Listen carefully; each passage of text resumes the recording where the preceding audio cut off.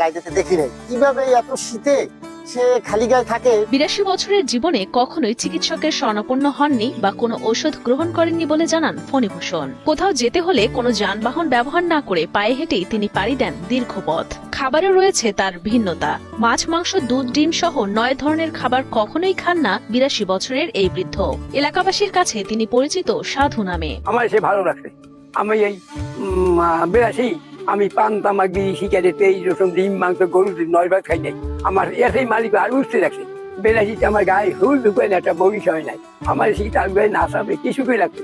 আমার এসে পরম শান্তিতে রাখছে। বিয়ের প্রতি অনীহা থাকায় চিরকুমারী রয়ে গেছেন বৃদ্ধ ফণীভূষণ। তার ভাষ্যমতে স্বামী এবং শাশুড়ির প্রতি নারীদের অবহেলা দেখে বিয়েতে কখনোই আগ্রহী হননি তিনি। যুবক বয়সে পরিবারের সবাই অনেক চেষ্টা করেও তাকে বসাতে পারেননি বিয়ের পিড়িতে। ও আমার ভালো লাগে না, বেতার বেতার স্বামী যেতেও দেখতেন না, আর মায়ের ভাত নাই। আমি সাইজিক দিকে আমার ভালো লাগে না। 1 লাখ 20 গাছতলা করিয়েছে, ওর মালিক করিয়ে দিয়েছে। এইভাবে চলবা, তোমার কোনো সমস্যা হবে না। ছোট্ট ভালো হয়েছে, আমি ঠাকুরের সেবা পূজা করছি।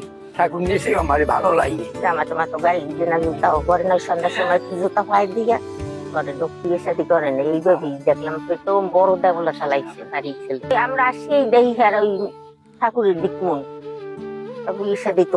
পিরোজপুরের ইন্দুরকানী উপজেলার চরণী পত্তাশী গ্রামের বাসিন্দা ফণীভূষণ মিস্ত্রি। স্থানীয়রা জানান ছোটবেলা থেকেই বড় ভাইয়ের সংসারে রয়েছেন ফণীভূষণ। 20 বছর বয়স থেকে স্বাভাবিক জীবনযাপন ত্যাগ করেন তিনি। মূলত সৃষ্টিকর্তার প্রতি অগাধ বিশ্বাস থেকেই এমন জীবনযাপন শুরু হয় তার। বৃদ্ধ ফণীভূষণের এমন কঠোর জীবনধারায় বিস্মিত হন এলাকার অনেকেই। আমার কাছে আগে উঠে সকাল উঠে আন্দা থাকতে ওই গরু লামায় গোবর লামায় স্নান টেনান করে আসে, আজকে ওই ঠাকুর ঘরে যায়।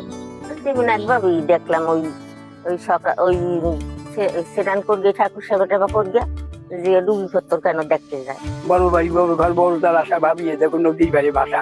5 তলা, 7 তলা, 10 তলা শেষে দিচ্ছি, কেউ গাছতলা তালাই বসাইয়ে রাখবে না। আমার সে বেশ শান্তিতে রাখে।